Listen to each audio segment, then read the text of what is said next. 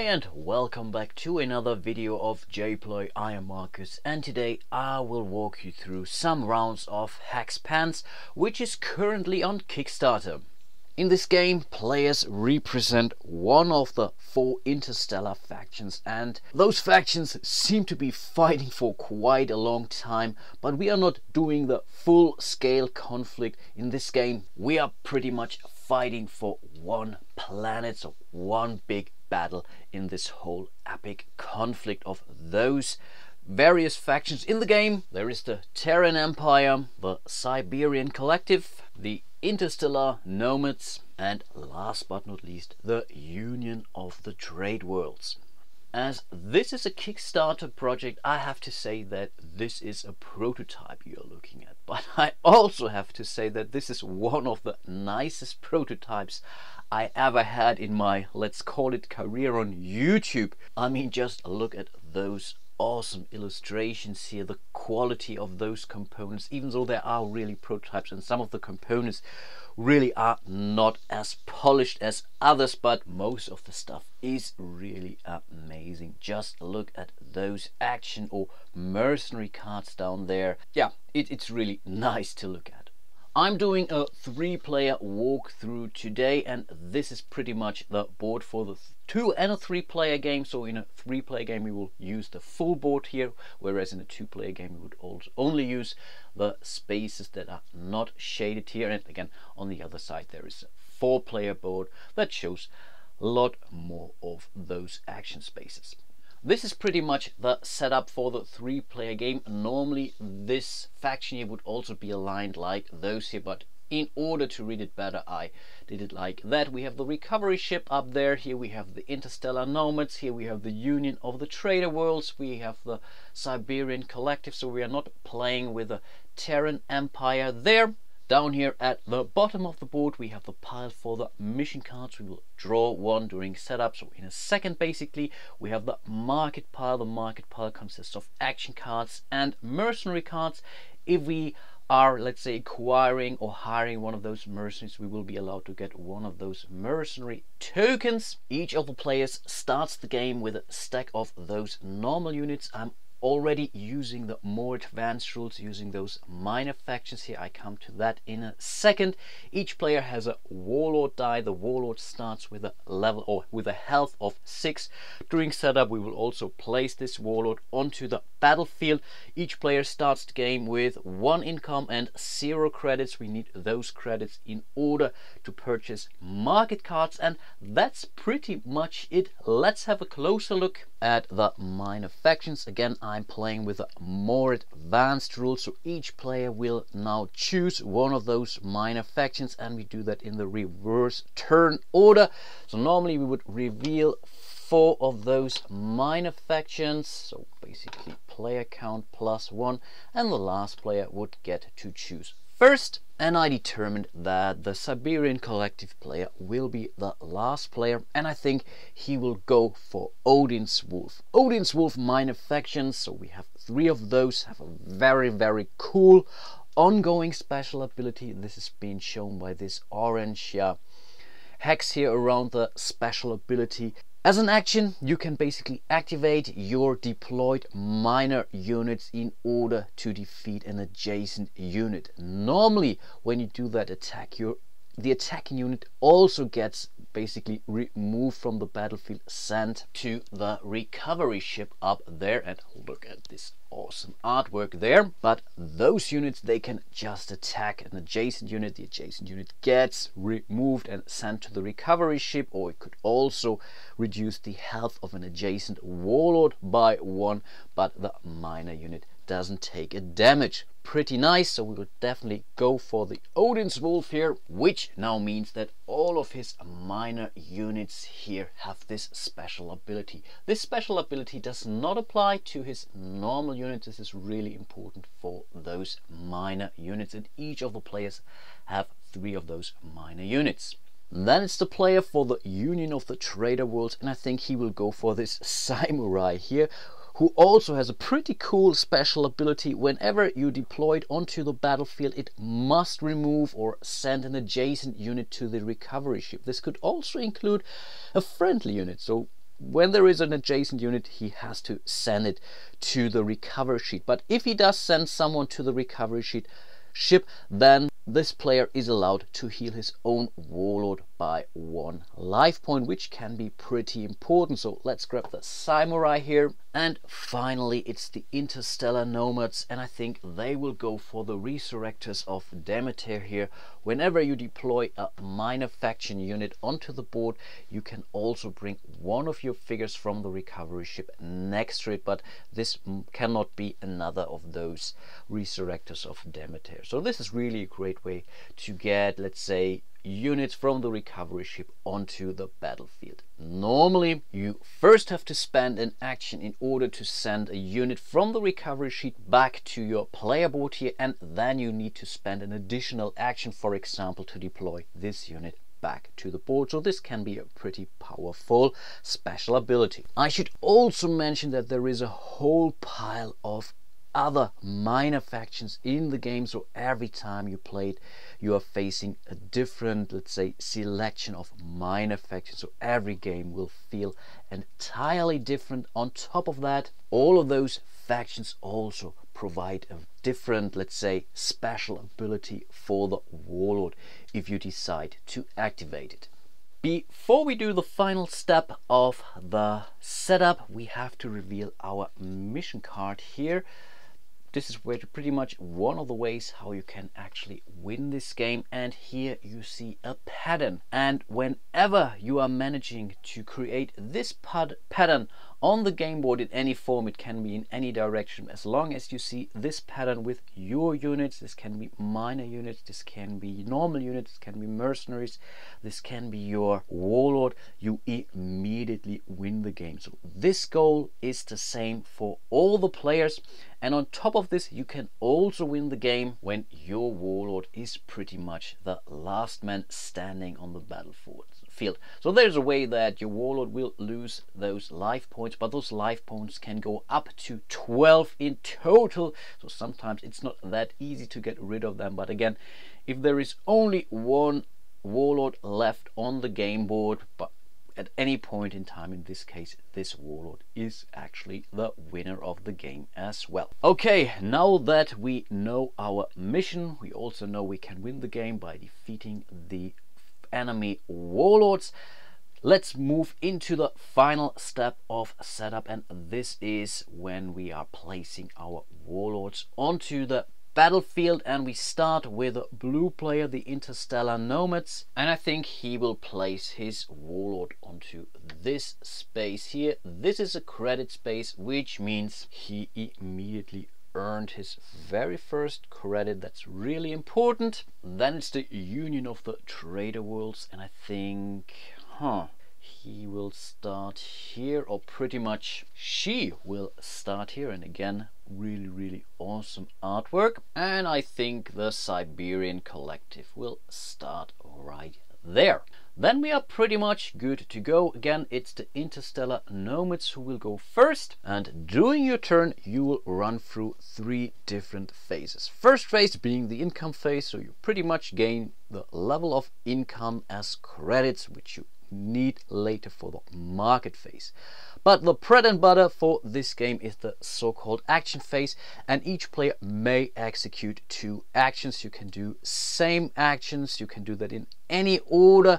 The only limitation you have is in respect to your warlord's action, so you can do those actions only once during a turn. And after you have taken your 2 actions, you will go to the market phase, where you are allowed to buy any number of cards from the market down there. Of course, you have to be able to pay for those cards, and the cost of each card is printed here at the top left corner.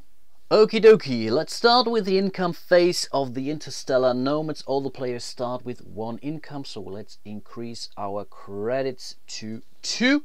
Then we can take our 2 actions, and those basic actions are pretty much printed here on your player board. So you can deploy units, you can send units back to your supply ship. Basically, you can recover or heal those units, you can attack adjacent units, you can play an action card, you can just gain 1 credit, or you can increase your income, but then you always have to pay the level of income next to your current income. So in order to go from 1 income to 2 income, you have to pay $2. As I want to make use of our minor factions special ability, I think the first action that the Interstellar Nomad player will do is to deploy one of his normal units. So grab one of those and deploy it anywhere on the game board. Of course, it has to be an empty space in this case. So I think I want to send my normal unit there. This is also a resource hex. In this case, blue gets an additional buck, and even though it really doesn't help me to build this pattern here, it can really help me using the special abilities of my minor faction, the Resurrectors of Demeter, and it can also, let's say, help me hinder the yellow player, the Union of the Trader Worlds down there, because right now he cannot really use the space. He has to spend an action in order to get rid of my unit there. With my second action, I think I want to increase my income. Right now I'm on level 1, so I have to pay 2 credits in order to bring my income to level 2. So 1, 2 credits. This allows me to move this income marker up. I still have 1 credit left, and those were already both of my 2 actions for this round, so I can jump right into the market phase, and with 1 credit I could go for this action card here, the Mobile Army Surgical Hospital, which I can play. Those action cards are all one-time use, so I could either send 2 of my units from the recovery ship back to my reserve, or I could heal my warlord twice, and I think that's not too bad actually. It's a pretty cheap card, so I think I will go for it. That's pretty much covers the end of the market phase, so let's replenish the offering. Here we see another mercenary, and again it's really nice artwork, so let's put the token, the mercenary token, right next on top of it, so we don't have to look for it later on. Here really the prototype is kind of, let's say, show some flaws, because this is not the actual size of those mercenary tokens. They're really hard to see at times, but still the artwork is pretty cool, and I will explain the special abilities for those units basically when we go for them. Then it's the Union of the Trader World. Let's do the income step. Right now we are at income 1. Now for the 2 actions, and I think I want to deploy a unit 2, but in this case yellow wants to deploy a minor faction unit, the Samurai here. So let's grab one of those minor faction tokens and put it next to this nasty and cocky blue unit down there. Now we have to trigger the special ability of the Samurai, because whenever you see this, I don't know, light bluish hex around the special ability, this is an ability that is triggered when deploying or placing those units. In this case, again, we have to send 1 adjacent unit to the recovery ship, and therefore I would be allowed to heal my warlord by 1 level. So let's do that. Let's send those guys right to the recovery ship up there, and this allows the yellow player to increase the health of his warlord by 1. This is really a powerful special ability, definitely worth remembering this. But this was only his first action, and I think for his second action the yellow player wants to use the special ability of his warlord, and the special ability of his warlord, once they can move by 1 space, this is what all the warlords can do, or in this case the Union of the Trader Worlds would gain 2 extra credits. But for each of those actions you take during your turn, your warlord basically takes a hit, being exposed or whatnot, but I will certainly go for this. So let's grab 2 additional credits. So let's decrease the health value of the yellow warlord by 1 back to his starting health of 6. So this is a pretty nice combination, to be honest. Let's move into the market phase for the yellow player, and I think he wants to go for this mercenary here, the Imam Keith, This costs him 3 credits. He has 4, though that's really not a problem. And whenever you deploy this mercenary onto the battlefield, you can also place 2 additional units right next to him in this pattern. But of course the orientation really doesn't matter. It's just pretty much like it is here.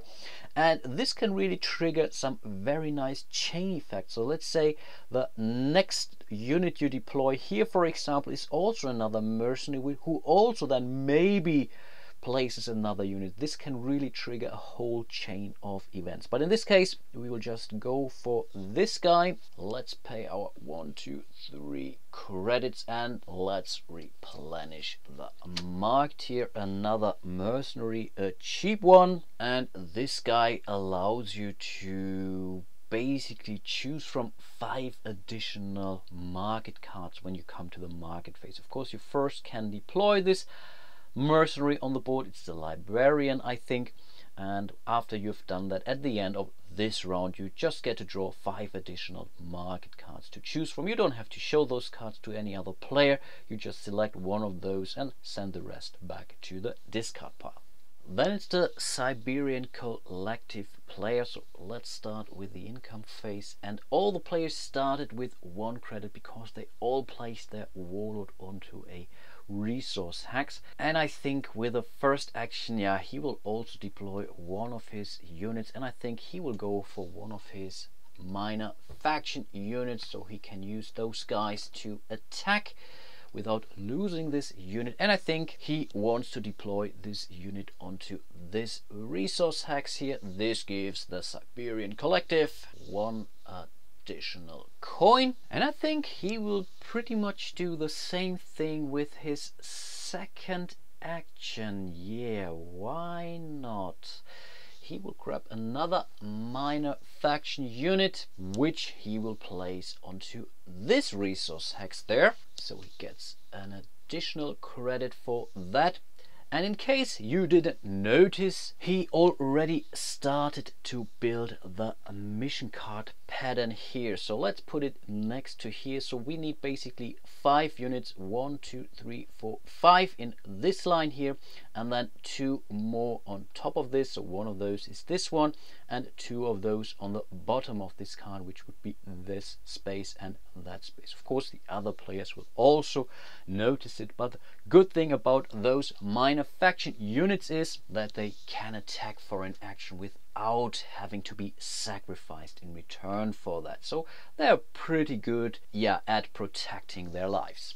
Then it's the market step for the Siberian Collective, and I think they want to go for the Steel Scythian there. So this costs them 3 credits. So let's grab this card. Let's pay for the wages 1, 2, and 3, and then let's reveal a new market card. And this is another mercenary, Lady Chani here, and she has an ongoing special ability. So whenever she's deployed to the battlefield, you can use her special ability to heal 2 of your units, which can be pretty powerful.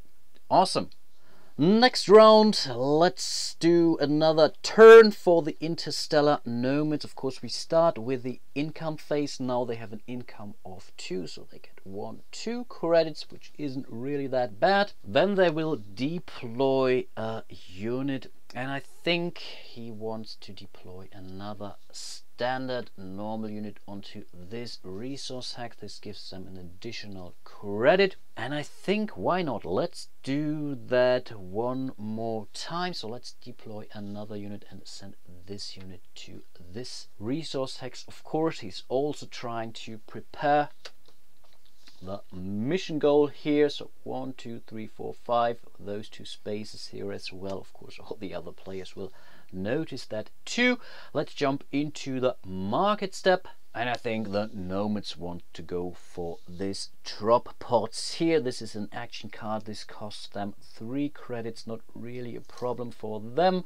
Let's buy this, let's replenish. This is another action card, the Scory Tank. This is pretty powerful because it can inflict 3 wounds on a warlord, so this can really help you to finish off another player. Then it's the Union of the Trader Worlds again. They get 1 income here. I think with their first action they also want to deploy one of their units, but in this case they want to deploy their Imam Keef here. So when you deploy this guy here, you are allowed to deploy 2 additional units right next to him. So let's do that. So we are going to deploy the Imam here, and normally you take one of those neutral hexes and would place the Imam on top of this. I think there will be a stretch goal where you get those plastic boundaries for those. Unfortunately, again, the print for this prototype was too small for those mercenary units, so they don't really fit in here as well, but this might really look pretty nice. But for now we know it's a yellow troop here, the yellow mercenary. Let's have a look at his deployment card. So when we deploy him, he will also place 2 additional units right next to him in this pattern, but this could also go onto the other side. But in this case, that's the perfect match for him. So let's just deploy 2 standard units right next to him. Here we covered another resource hex, so the yellow player gets 1 more credit, and those tokens are pretty much stock tokens, so mercenaries that are not yet out on the market. Of course, the yellow player is allowed to keep this mercenary card right next to him. It doesn't have any more special ability because this is triggered once when you deploy him, and whenever a mercenary unit is removed from the battlefield, he or she is removed completely out of the game.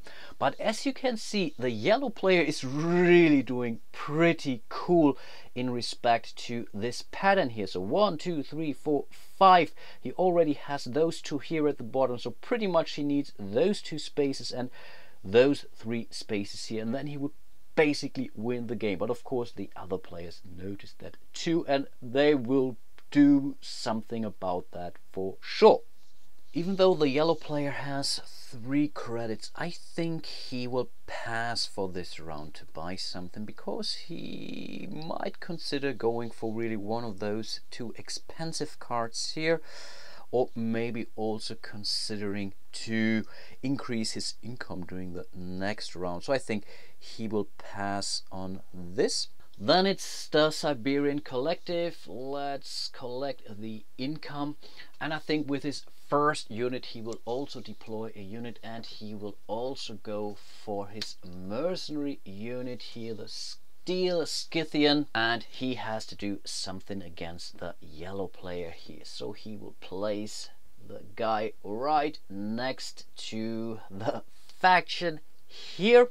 This is a resource hex, so the red player gains 1 credit. Let's look at the Steel Scythian. Now he will also be allowed to deploy 2 of his units. This can be another mercenary, this can be a minor faction unit or a standard unit. So 1 would go here when you follow this pattern, and 1 unit would go there. This really helps him, so this is really great. So we will place a standard unit right here, and I think the other unit will also be a standard unit, which we would place right next to the minor faction unit. This really doesn't help him to complete his objective right now, but for once he really hindered the plans of the yellow player, and he also prepped, let's say, for a later turn in order to achieve the goal on his own. Okay, the card goes back to the player board, and I think he will use his second activation to deploy 1 of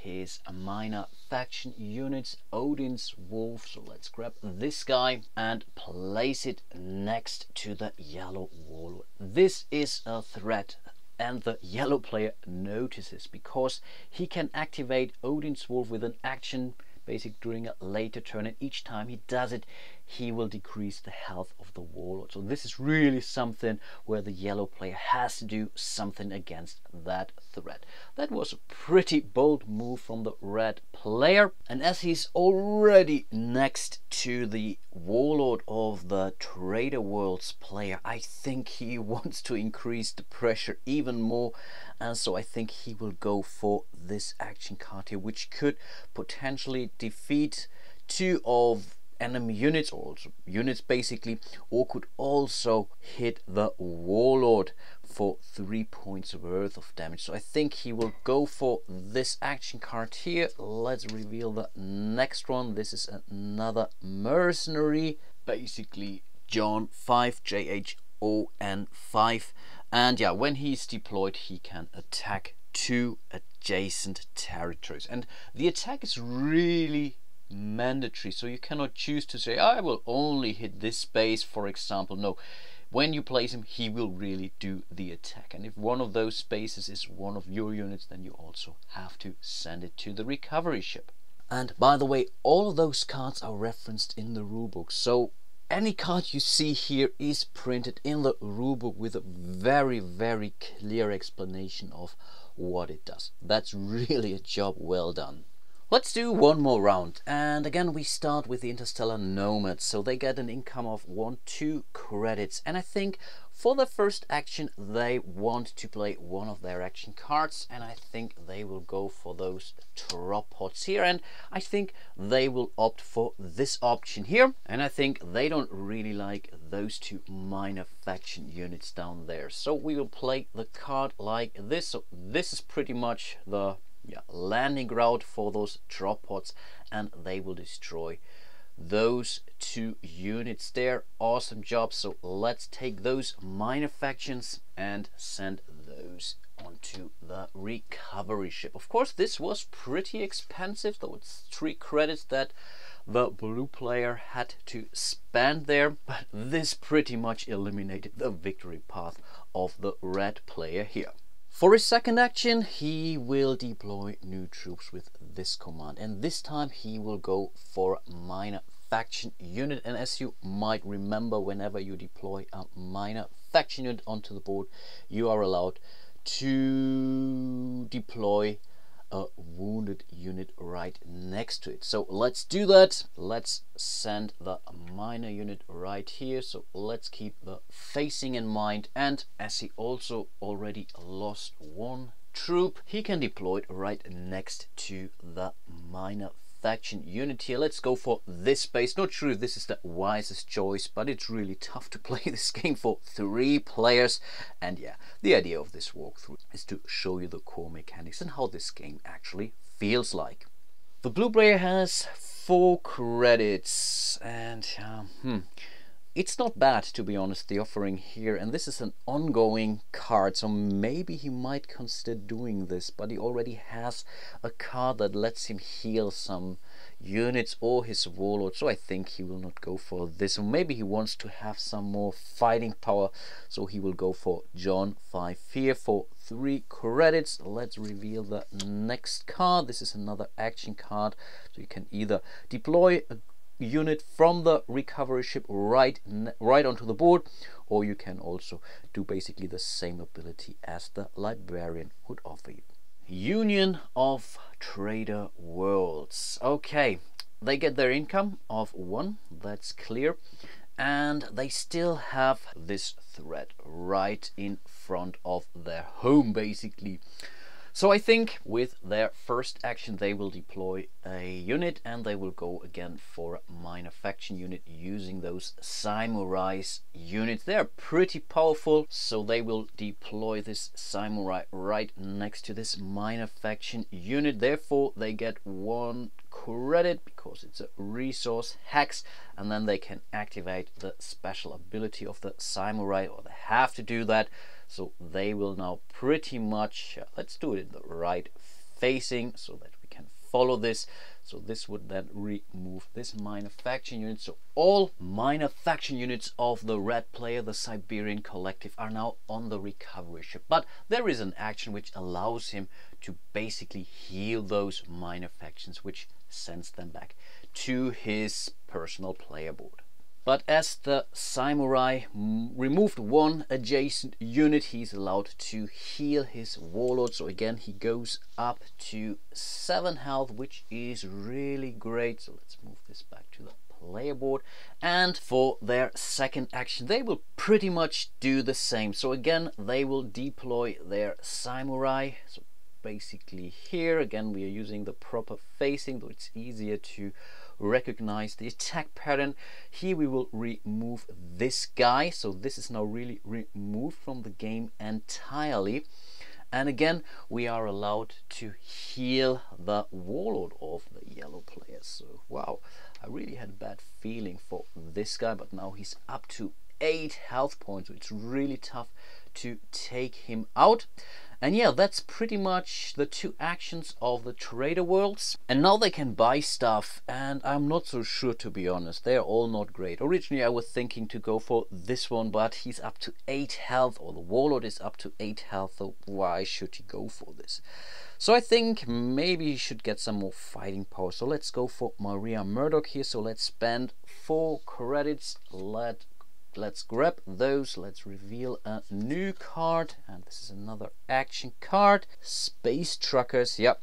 Okay, we already know this one. We can either heal or draw 5 more cards for the next market phase. That's not really bad, but I think right now, yeah, it's not really important for the yellow player. Then it's the red player. He gets 1 income, and he's really not happy with the situation, especially what the blue player has done to him. So I think the very first thing that he will do now is to play his Scorpy tank there. And he will totally go for this option there, which hits a warlord for 3 points. And yeah, he will go for the blue warlord because he's really not happy with him. So he's down to only 3 points. So blue really has to do something about this one, because really losing your warlord really puts you out of the game. And as he's also running low on cash, I think he wants to deploy another normal unit, which again he will deploy next to the yellow player in order to hinder him. This is really something where he's very annoyed with the blue player, because he says, hey, you should do that as well. Hey, this guy's winning. What are you doing? But yeah, that's the thing with a 3-player game. So let's place it here. This gives the red player an additional credit, and that's pretty much the end of his round. And during the market phase, he will totally go for this mercenary unit down there worth 2 credits. So again, he's down to 0 credits, but this has an ongoing ability which basically lets him recover up to 2 units from the recovery ship, and he can also move those minor faction units from the recovery ship back to his player board. Okay, let's reveal a new card from the market deck, and here we see another mercenary, Contessa Carmilla, who seems to be some kind of an assassin. She also has an ongoing ability, so you can use her ability in exchange for an action, and this allows you to remove 1 faction unit from a player board right into the recovery ship. This can be really useful if only 1 minor faction unit is left, and you know that he might go for it the next round, and then you can activate her and send this minor faction unit right into the recovery ship. Nice. And she's also pretty inexpensive. And yeah, this would go on until either of those victory conditions aren't achieved. So for once we could go for this mission card here, or we could try to take out both of the hostile warlords. In this case, the player, last man standing, would actually win this battle over this planet here. I really hope you enjoyed my little walkthrough preview of Hexpanse, which is currently on Kickstarter. And yes, of course, you will find a link to the campaign in the description of this video. I really hope I was able to show you most of the core mechanics of this game. You get, say, at least a basic understanding of how this game actually feels like. Keep in mind, there are various other action and mercenary cards in the game. There are various other mission cards in the game. I haven't shown you the last faction that's currently available, the Terran Empire, who have, let's say, a different special ability. So replayability is definitely not a problem in this game. Yeah, hope to see you soon in one of my other videos, and until then, bye bye.